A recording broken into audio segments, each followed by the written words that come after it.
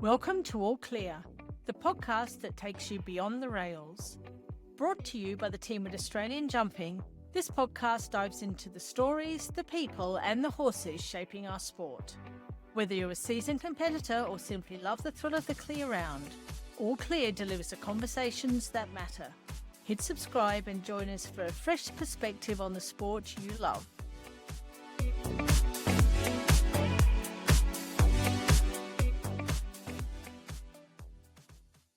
Rebecca Henry is a North Queensland station owner who's competed to World Cup level and is now very active as a respective course designer. Beck combines life on the cattle station with designing jumping courses at events across Australia and overseas, as well as retraining ex-racehorses. And she brings a deep understanding of horses to all of these roles. Welcome to All Clear, Beck. Thanks, Jo. Thanks for having me on. Beck, can you just start by telling us where you are joining us from today?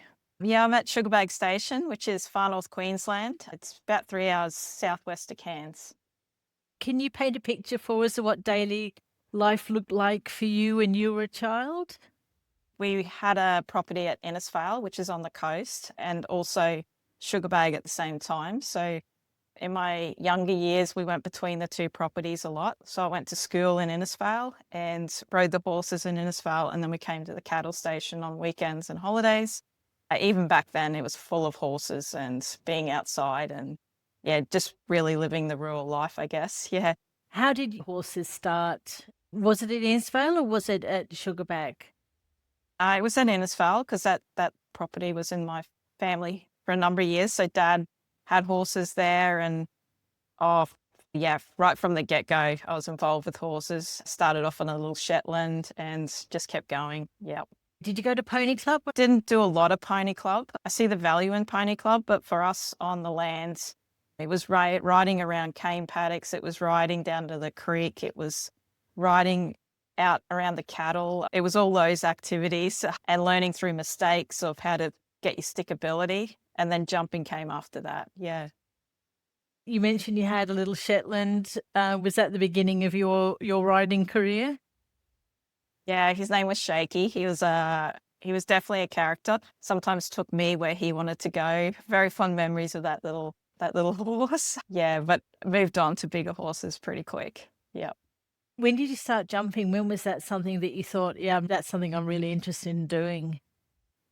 I reflect on this a little bit now. My dad and my auntie used to jump way back when. They used to ride into town to compete at the local shows, and they were actually quite good. And I think there was always a little bit of an influence there. We had poles outside and we jump over the drums and stuff like that. But when I really got into it, we went to a jump club meeting at Malanda Showgrounds. So that was North Queensland Show Jump Club, which is still going strong up here. I was only 12.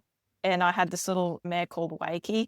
And from that day on, I was completely hooked and I never did anything else other than jumping. How did your jumping career evolve then? Talk us through that process.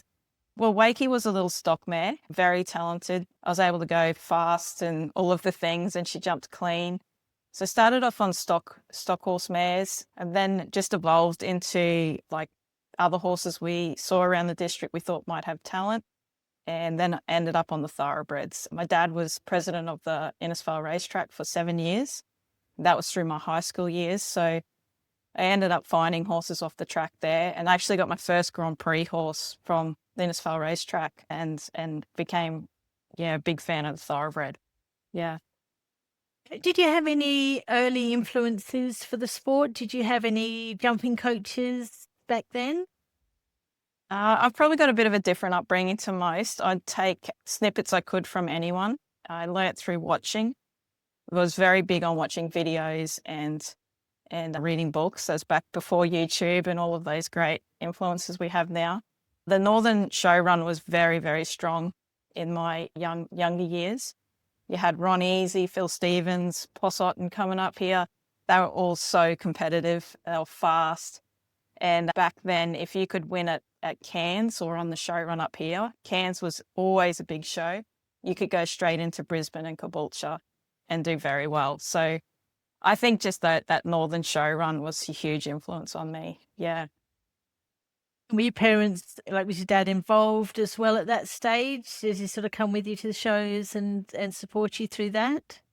Yeah, in my high school years, so yeah, Dad came along. He actually became president of the North Queensland Show Jump Club. I think that was for about 5 years. There was some really good people up here. Wayne Shepherd, yeah, the Donners, the Foresters. So there's really strong families that took the sport forward for us. It was a really very good time to be involved with the sport. They actually got the young riders teams going. So we got trips down south to ride on borrowed horses. Just really great years. Dad got right behind trying to get the sport going for us. It was great.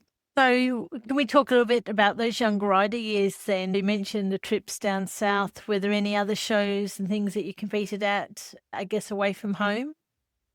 Yeah, I think those young rider trips were very good. So that was the start of, I think, when young riders started coming in, and they were getting teams from, I'm pretty sure now it was a New Zealand team, Southeast Queensland team, New South Wales and North Queensland. And it was all on borrowed horses. Just amazing. We went to 3 or 4 different shows. So it was Caboolture, Brisbane Royal, Nambour, I think, and Carrara. Yeah, just amazing experiences. Yeah. Was there a point where you thought, right, I can really start competing seriously and start aiming for some bigger classes, or was it just a gradual progression? I think it's just an evolution because of where I live. There's always that, am I good enough? Even when I was riding World Cup, I never really thought I was very good. I don't know why. I reflect on that now, and I coach, so I'm very much trying to build self-confidence into the riders I coach. I really believe we need to be proud of what we've achieved. A little bit back then, I was always down on myself for not being a better rider, and I think it influenced my riding a little bit too much. I think that was related to where you live and I guess the remoteness and the difficulty, I imagine, of getting to clinics and the other things that I guess people had the opportunities maybe to go to more often. Yeah, I definitely think that had a factor. Through my 20s, as I started to do the trip south, I'd try and do at least 3 trips to Sydney, Melbourne, Brisbane, and just try. I found the riders that would give back to me, and I sort of followed them. Like Michelle Lang had a big influence on me. I remember having a lesson with her at Toowoomba, and just the self-belief she pushed on me. I was on a little farmer Jacob at the time, and he was like jumping the 140s or so. And she said, when he jumps World Cup, I'm like, you reckon? He's like, he will jump World Cup for you, Rebecca. And just finding people like that that really believed in you, that's who I want to be now and give back to the upcoming riders. Yeah, that's great. Can you talk Yeah. us through some of the other key horses in that shaped your jumping career? Well, it starts with Wakey. She was amazing. She was on that little 14 hands, but she could jump a really decent fence. She's quite renowned locally for how big she could jump through the 6 bars. Then came Levita, another just local mare that we always called her a cat, like she was just a freak. Then Simply Irish, she was the first real true Grand Prix horse that could jump a big fence. I made a lot of mistakes on him, learning how to hold a horse together and stay on the correct stride. And oh God, and then after that, yeah, they just kept coming. I was one of those fix-it riders. I'd take on every troubled horse in the district if I thought it had talent, which taught me a lot about horsemanship and jumping. Yeah, Farmer Jacob was a big deal for me. I got him off the local track and took him all the way through. And then I got a really nice horse from Tim Clark called Spielberg. He was a rock star. He had so much scope. So yeah, I've had a few really nice horses along the road. And I believe with Spielberg, you competed in World Cup. I did a couple on him. It was really unfortunate the EI came in just after Brisbane Royal. So I'd done a few on the lead up to Brisbane Royal, but that's where we jumped really nice, clear round. I think it was only one of 2 that day. And then EI came in, and unfortunately, during that time off, I lost him very suddenly. So yeah, I never got to keep pursuing our partnership there. Yeah, that's a shame. So was EI a turning point for you with regards to your career? Did you keep jumping after that or move more towards the coaching? Yeah, EI, I think, made a lot of us riders at the time consider a few things because it was a complete shutdown. and you had horses there ready to compete that we couldn't take anywhere. I think that was around the time I started thinking, what am I doing? And losing Spielberg was the very big catalyst for me. I still had a decent team. I had another meter 40 horse coming up behind Farmer called Spice, and then another really nice degrader. So I still had a decent team. But I don't know, the world changed a little bit for me. And I ended up going down to Marcus Oldham College in Victoria, like the other side of Australia. And I won a scholarship into their course. So I stayed down there for 2 years. I tried to compete for the first 6 months with the team and study at the same time. It was pretty difficult, because I had the 3 horses on adjustment, trying to feed and ride them and look after them, plus study. And I'm a bit of a high achiever with my study, so a pass wasn't quite good enough. I wanted to learn as much as I could. And that's probably the point where, I think I rode at Mount Gambier Grand Prix, and that was my last Grand Prix that first year in Victoria. And I sent the horses home, and that's it. So Marcus Oldham, what were you studying there? Yeah, so I won the scholarship in on the equine sports scholarship. It was a substantial scholarship. So that was into the horse business management. And then I was able to step across into the second year of agribusiness. And that was very beneficial, staying for that second year. And then it was another 18 months, but the final 6 months were done. I did it up here in Queensland. So I actually got a diploma of horse business management and a degree of business in 2.5 years. When you went back home up after college, what was the next step for you career-wise then? It's really interesting. It's just been like this. I've never really chased anything. So I got back up here and I sort of went, I have been coaching, but I should probably formalize that. So that was the next chapter. I actually pursued my coaching accreditation, which was a bit of a journey. I think it's always like when you're actually established in something and then having to take the initial steps, it can feel like a long path. But looking back now, it was a really good thing that we are taken through intro, level 1, all the way up to level 2 or level 3 if you're good enough. So I got my level 2 show jumping specialist coaching accreditation. I've still been jumping horses, like playing around, jumping up to 120. And then I looked around and we were struggling to hold events in North Queensland. And so that's when I decided I should go and get some accreditation for judging and course designing, because at the time we only had like 3 officials in the whole of the North. And they had their own lives, their own businesses to run. So it's really hard on them. They couldn't make all of the shows, and it was actually holding the sport back a bit. And so I honestly just went to get my course design tickets just to try and help the local sport. And I still can't believe I've gone this far with it. Before we jump back in, a quick thank you to Divas Beverages. Their support helps keep events, riders, and conversations like this one happening across the country. So next time you're celebrating a clear round or a great weekend away, raise a glass to the people who help make it possible. Divas Beverages. Now back to our guest. Can you talk us through then the process from first getting your course designer qualifications to where you are now, which is obviously a massive part of your life? I think as a rider, like I always reflect back as a rider, how did I see the course designers? And I highly respected the course designers, but taking the rider's hat off and becoming a course designer is 2 different things. And when I do something, I want to know all about it. So I ended up just wanting to get better at the basics of course design. So I ended up flying south and I met Brad Longhurst at Gatton Show, and he invited me down to Summer Classic, which then followed on to being invited across to Canberra. And then I was talking to Gavin and I said, can I come down and help at Sale? So I ended up down at Sale and Brad was building there too. And the interest just kept following. And I know that now when you see people that are interested in course designing or judging, you want to try and encourage it.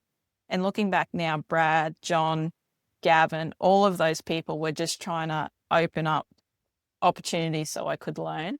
And I haven't stopped learning. I'm still trying to learn more about this course design.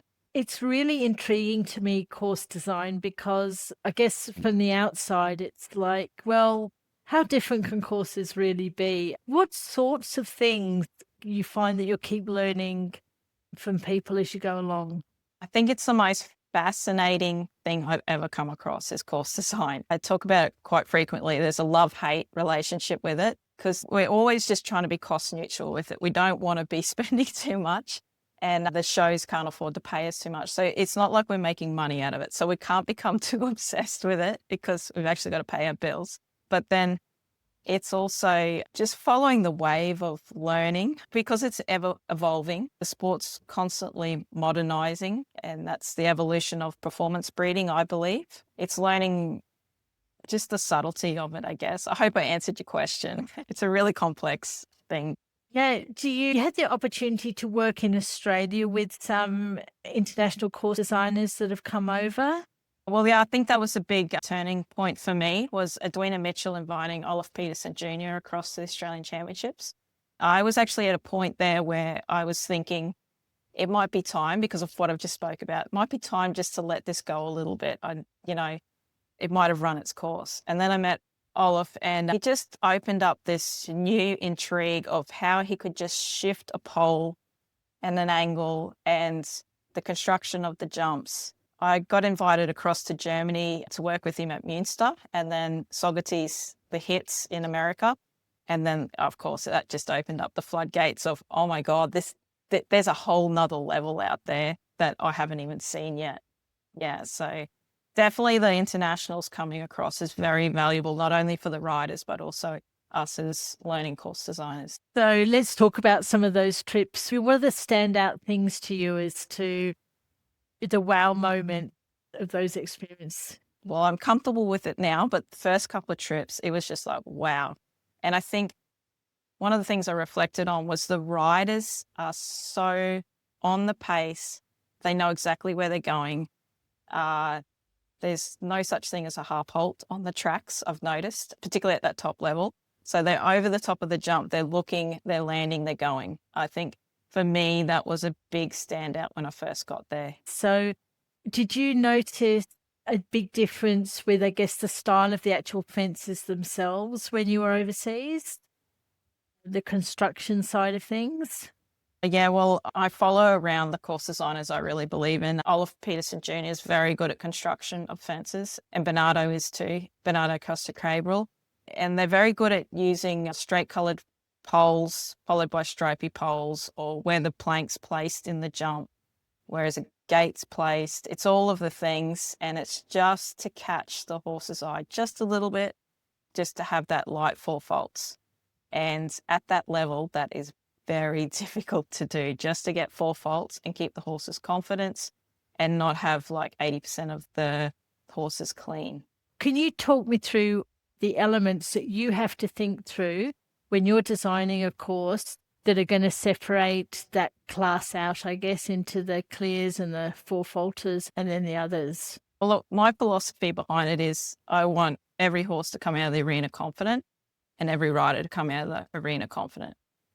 That's the ultimate, if I can. I'm not there to frighten anyone. And as long as horses are entered in the correct class, that's the other little footnote there. And so we have to look at the footing, understand how that footing is traveling, and then that relates to the distances that we will build. So if the footing's really good, the distances will be a little bit longer because the horse's stride will be more open.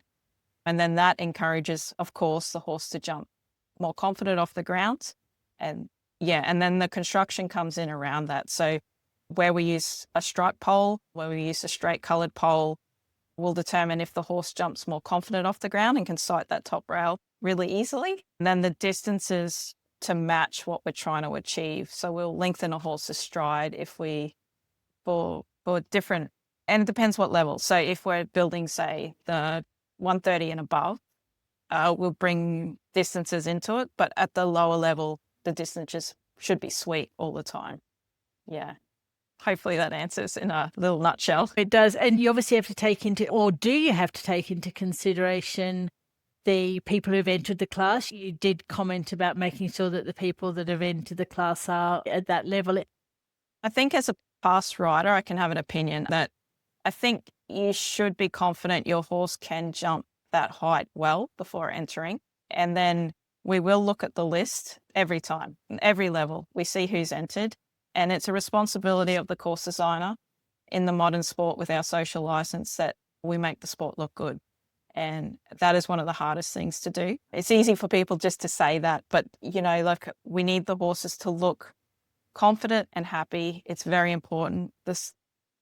Everyone's got a video, right? Everyone has a phone. So you get one bad round and that's what people will see. And it comes back onto us to do the right thing by the horses.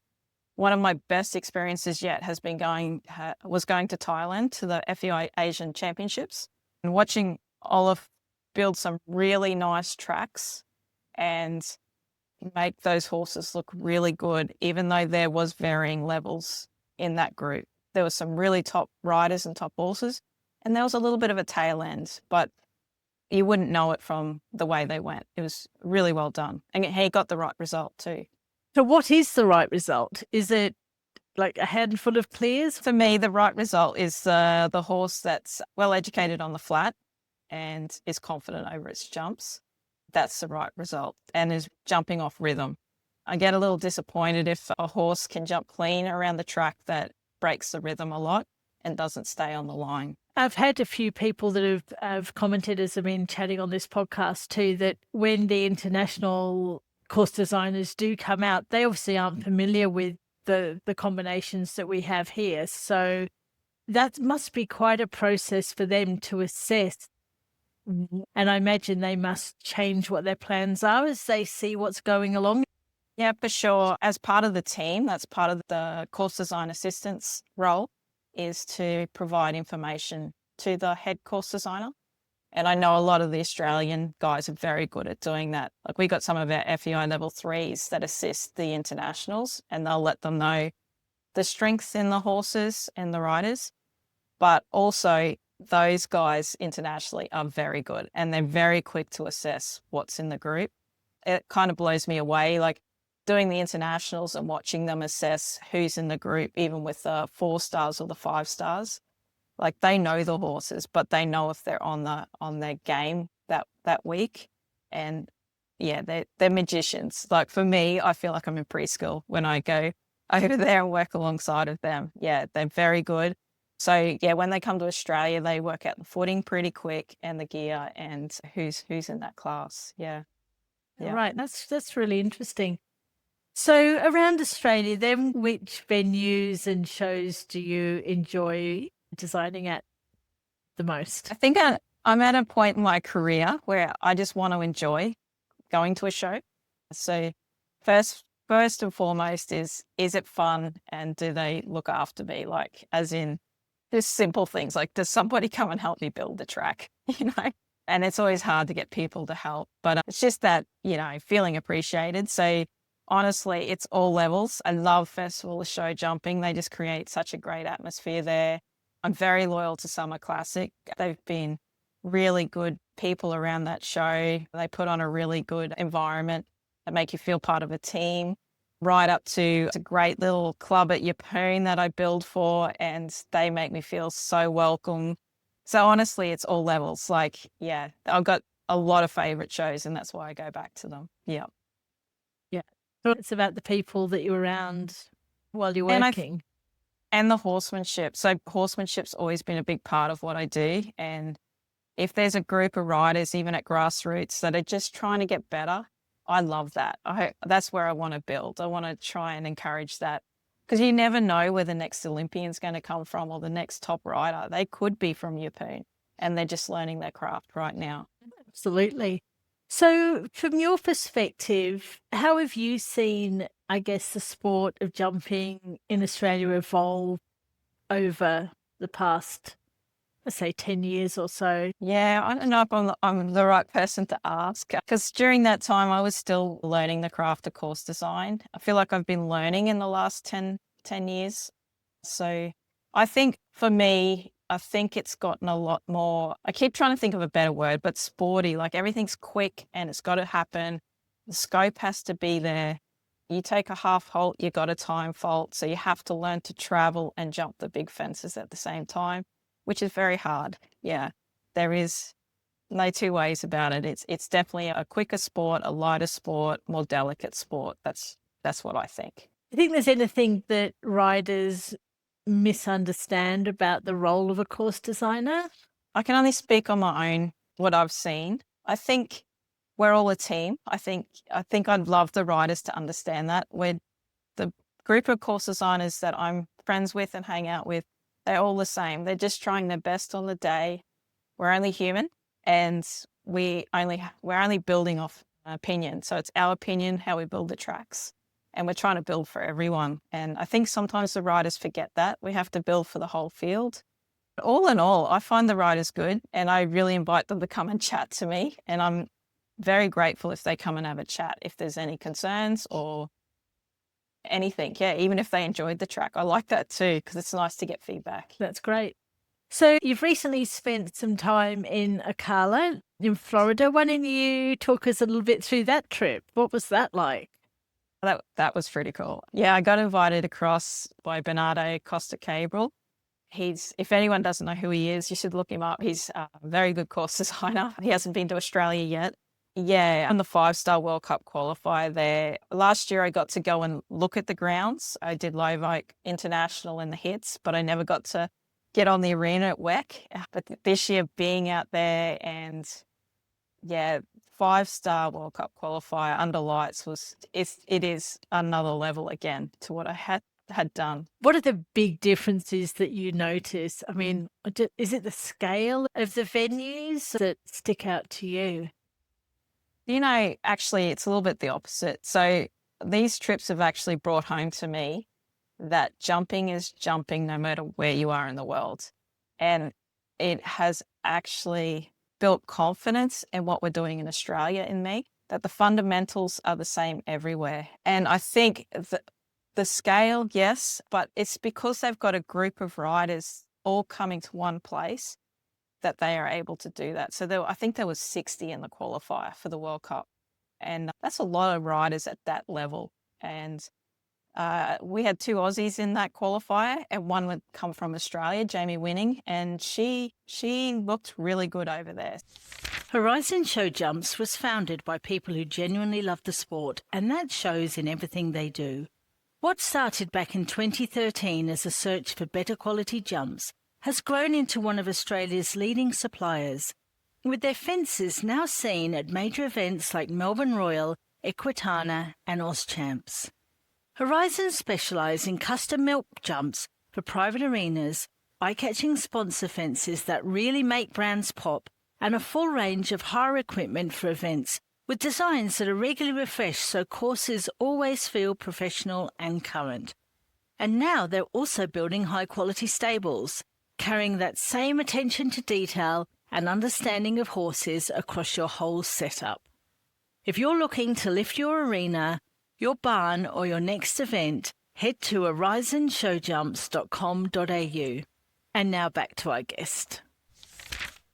So I will just go back a little bit to your career. Are you still coaching? Is that still part of what you do? Yeah, I do a little bit. I do. I've got a nice group of riders up here in Far North Queensland. I was doing it a little bit more. As the course design's taken off, I've reduced the coaching, but I still got a nice little group up here, and they're more grassroots riders, but there's some nice young riders coming through. A young girl, she's not far from here. She's got an off the tracker that she's trained up to the 120s, and there's a couple of others in the district doing the same. So that makes my heart sing, seeing people learn from how to do it from the get-go, like take a horse off the track and take it all the way through. And so that's a really rewarding side of it too. Is that something that you do a bit of as well, isn't it? The retraining of the off-the-track horses. How did you get into that? Yeah, so I've always loved thoroughbreds. It's no secret. I did very well on them in my jumping career. And then Queensland Off the Track released a program. It's 3.5 years ago now. It's called the Acknowledged Retrainer Program. And I applied for it straight away. Yeah, I think it was in 22. Yeah, and yeah, I've just jumped headfirst into it.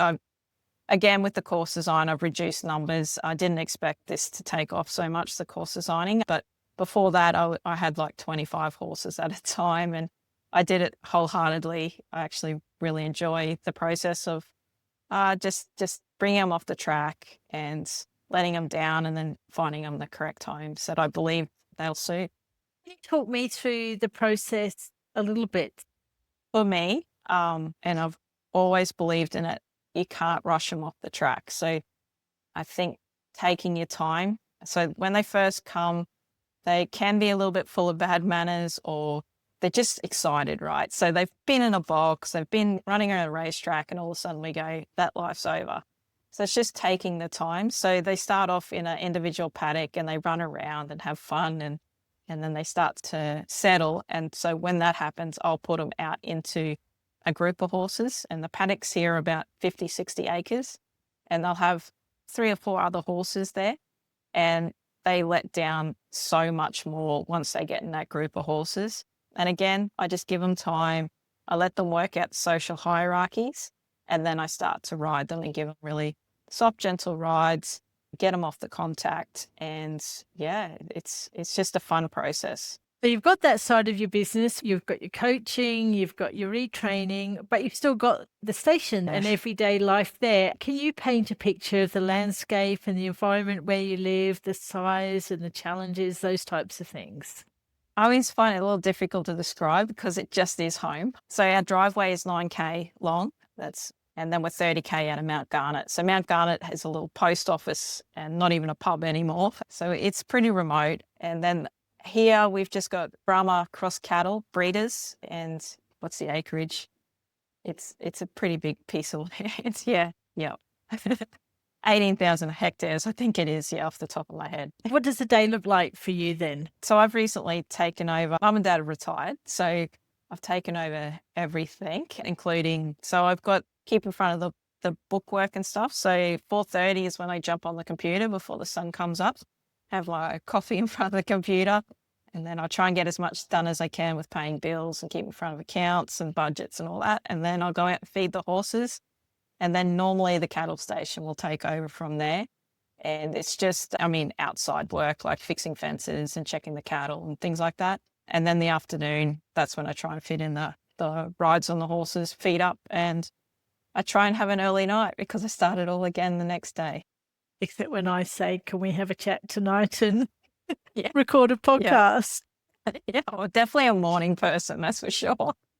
What is it that you love about where you live? To me, it must take somebody pretty special to live in that type of environment. Yeah, it's always been a draw card staying here. I've considered multiple times moving to Sydney for the sport. It would be much easier if I lived in Sydney to do the sport that I love so much as a rider and now a course designer. But I don't know, there's something about it's the quietness, the freedom to do what you want. It's always the horses, actually. So being able to work the horses here, I've got multiple arenas, and then the ride out is amazing. I've got dams I can ride around and I can take them out for kilometres. I actually think that's probably one of the biggest draw cards is riding the horses here and training them here. And then I love the cattle work. So yeah, it's a combination of all those things. I just wish it was a little closer to town sometimes for what I do with my life now. So what are your goals now moving forward? I guess around the course design, are you just going to keep pursuing opportunities as they arise? For me, it's really important that I want to give back to the local grassroots as much as I can, where it fits in. So that's always top of my list. But also, I got a show last year in Princeton, New Jersey as chief course designer, and I got rebooked this year. So 1 week turned into 2 weeks this year, and that's in August. And I guess just trying to pursue opportunities over that way would be really nice because that's a whole nother level designing for those guys. And then, just seeing where I can go in Australian sport, just wherever it takes me. I'd love to try and move up through the levels if it allows me to, but it's not something I'm obsessed about. So I'm FEI Level 2 at the moment. It would be really nice to try and sneak up to that FEI Level 3. Let's see. You said you've just taken over running the station full-time as well, and that must be a challenge trying to balance what you have to do there at home now with pursuing the course design work. Yeah, I'm a little obsessed with my calendar, I have to admit. So I make sure I don't overdo the bookings, and there's chunks of time when I have to be on the station, and that's around when the cattle need to be worked. So I actually did SJA, which was early February, went across to Ocala for 2 weeks, and then came back to Tamworth. I was away for a month, but that was a perfect time to do it because it's the wet season up here and we literally can't leave very far from the house at the moment. So that's why I chose this time of year to do that. But when it comes to the drier part of the year, I have to engage into the station a lot more. Have you got any advice that you would give to, I guess, young riders who are growing up in remote areas who might feel like they're away from the centre of the sport, and it might not be as remote as where you are? Have you got any advice on how they can still feel connected and have those dreams of competing in the bigger competitions? I can only speak from my own experience. So I used to just work my horses and be true to it, take the advice as you could find it. Yeah. Going into those bigger shows, I think it's important to try and get to the bigger shows so you can see how the good riders are training their young horses, because that's important for us as regional riders, because we need to understand the training. And then, just stick with the fundamentals. There's no tricks to the sport. It's true fundamentals, getting good on your poles over the ground, into your small jumps before you go to the height. And I think our sport encourages sharing. So I think if they're brave enough when they're at a bigger show, go and ask some of those better riders, and I think they'll actually share. Yeah, that's my advice anyway. It seems to me that marketing horses is challenging, and that there has been no quick and easy platform dedicated to connecting performance horses with potential new owners. So I developed Pro Horse Match to do exactly that. Based on the concept of a dating app, you can save your preferences, e.g. discipline, competition level, pedigree, age, price range, etc., and receive email and push notifications when a horse is listed that meets those criteria. Most importantly, listing a horse is quick and easy and can be done in less than a minute.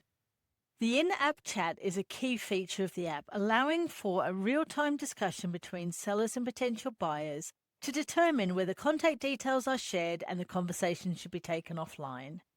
It is currently free to list with no payment details collected, so I encourage you to visit prohorsematch.com and join the hundreds of users already registered and check out the quality horses listed. Now back to our guest. So, we've got a tradition on the podcast now where each guest leaves a question for the next guest without knowing who they will be leaving that question for. Yours comes from Sam Williams. And, well, his question was, if you could train with anybody in the world, who would it be and why? Yeah, that's a really good question, actually. Yeah, anyone in the world. That's because I think we tend to get to know who we know in Australia. I've seen some really nice riders over there. Yeah, I like the American style, I have to admit. So the big, probably half a dozen riders there, I would just like to get a half an hour lesson with on a horse. And then with the course designing, I think, I've found some pretty good mentors there with Olaf Peterson Jr. and now Bernardo. They're very giving, and I'd just like to keep pursuing working with them. Yeah. Yeah, that's great. Have you got a question that you'd like to leave for the next guest? I did. I had a bit of a think about this because I think one of the issues is the riders and the course designers sometimes not talking enough, and we want to develop the sport. So, and part of that is developing our upcoming course designers, and there is a lack of course designers coming through, I think. So I guess I had to sort of write this out a little bit so I could work it out in my head. So is there a way we can develop communication between the riders and the course designers? And this is for the course designers that are starting out, so your prelims and level ones. Is there a way this communication can be built on mutual respect that encourages positive development and understanding that there is no one way to develop the craft, instilling the course designer's own way of building? So I think I'm trying to say is we have to let course designers develop their own way of building, but the riders need to be able to talk to them as well. So I don't know if you can summarize that a little bit better, Jo. I'm going to have to read out that question, I think, when it comes to it, but that's absolutely fine. I think it's it's an interesting question. So I'm looking forward to hearing what answers we get on that. So that's really good. If I could put a little context around it, I think sometimes we get a course designer coming up through the ranks and they'll build somewhere and they'll get a fright from the feedback that comes from the riders is a little bit too strong and we lose them. So just how could we make it a bit softer, that feedback, to keep the course designers developing? That sounds good. Well, thank you so much for your time this evening. I probably wouldn't have kept you so late if I'd known that you were going to be up and doing the bookkeeping at 4 a.m. But I do appreciate that you've taken the time to chat with me. Thank you so much. And I'm looking forward to seeing you again when you're around in the shows this way. Sure. I might one day come up and visit you, but it might take me a while. Oh, we'd love you to come for a visit up here, Jo.